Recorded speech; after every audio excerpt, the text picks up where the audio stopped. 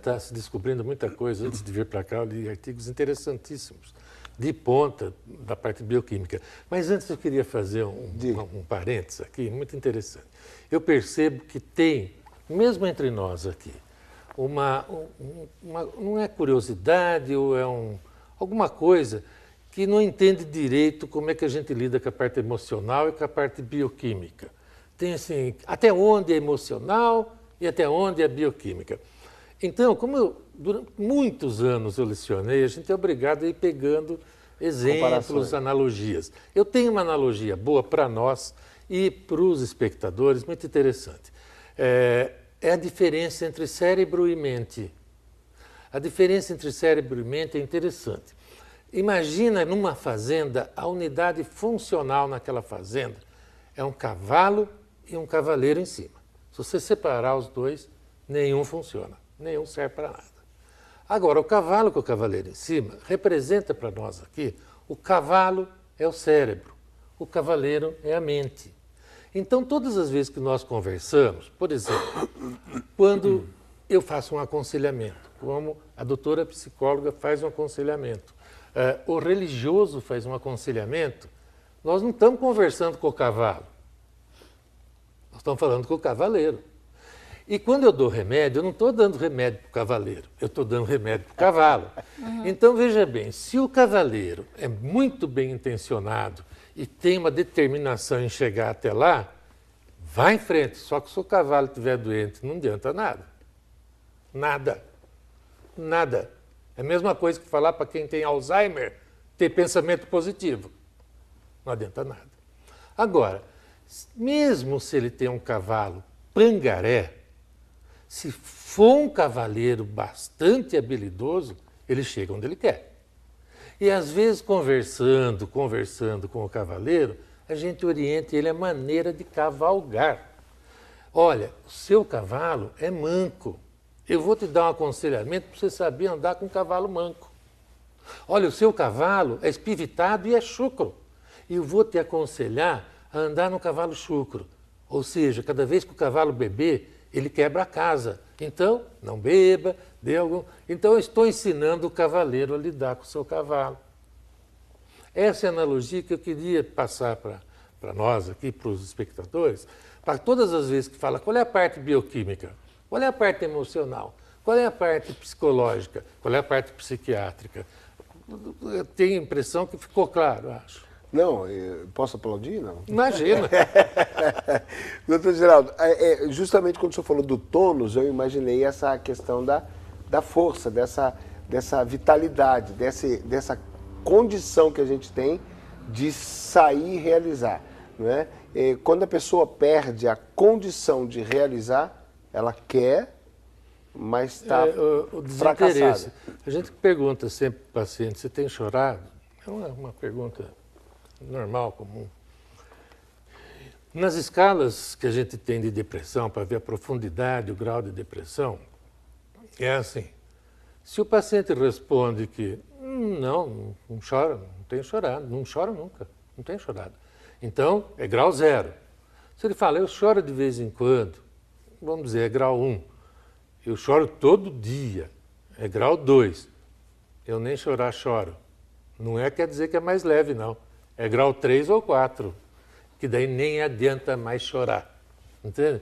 Então, isso que você falou procede realmente. O tônus de vida não quer dizer, ele está tranquilo lá em casa, ele está lá no quarto, mexendo no computador, sentado. Dura aquele irmão dele que está sempre agitado. O irmão está melhor que ele, porque ele pode se matar, o irmão não.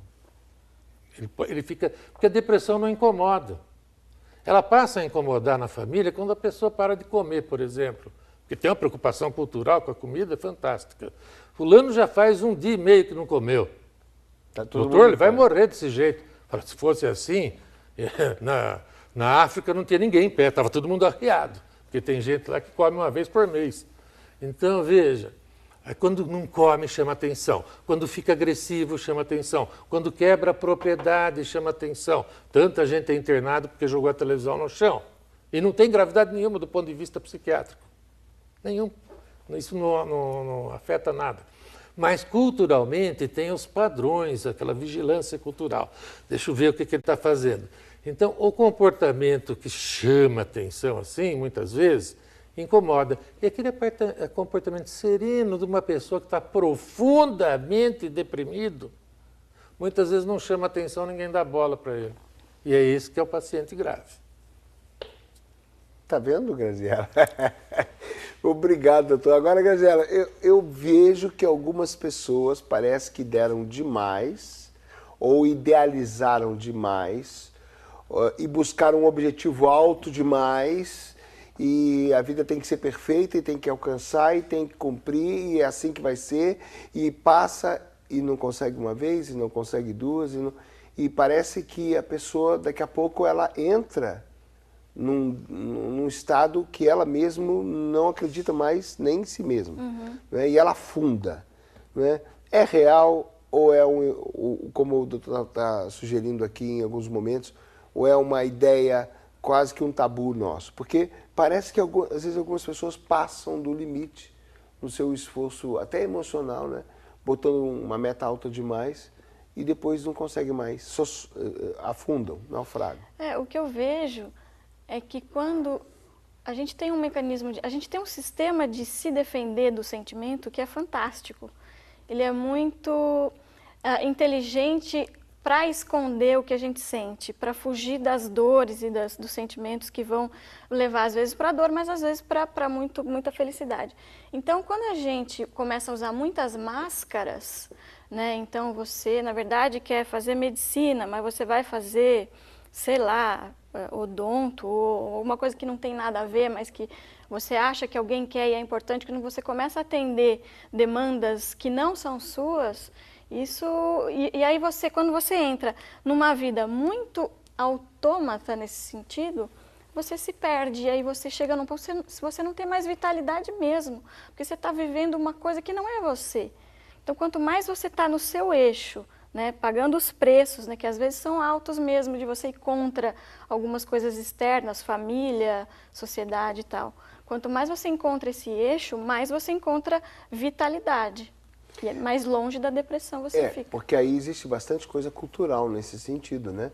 Imposta pelo pai, imposta pela família, que gostaria que fosse assim, que gostaria que fosse assado.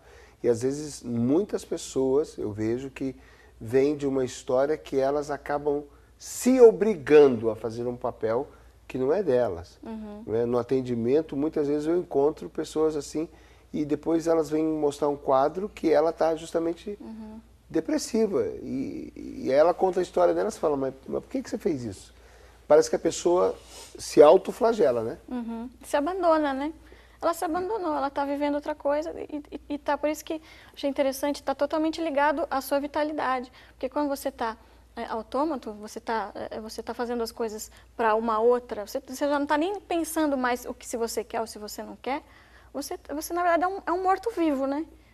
Você não tem sentimento, não tem sentimento. E a gente tem nesse mecanismo de defesa, né, esse botão da anestesia. Então dói tanto que, pum, eu não sinto mais nada, nem alegria, nem... Negação, né? Negação. E aí você encontra com essa pessoa, você sente, fala, nossa, mas cadê a pessoa? Não está aí. Né? Você quer alguma coisa, não está, é só máscara. Uma ocasião nós fomos para uma peregrinação e tinha uma menina, uma jovem assim. Ela não sorria nada. No meio da viagem, ela viveu um momento com Deus e aí ela veio aos prantos pedir socorro porque ela tinha ido lá pensando em se matar. Aí ela veio contar a história dela. Mas no início da viagem a gente achou, aquela pessoa chamava atenção por causa disso. Era assim, parecia uma boneca de cera. Não expressava nada. Né? Uma história sofrida, os pais separados. Aí quando começa a contar, né? Esse botão aí, né? Como é que você chamou o botão de? Da anestesia, né? Da anestesia, a negação. Tá certo, tá começando esse Orientes. A gente está falando como lidar com a depressão. Acho que já foi bastante elucidativo para todos nós, né? A gente vai para o intervalo e voltamos já já.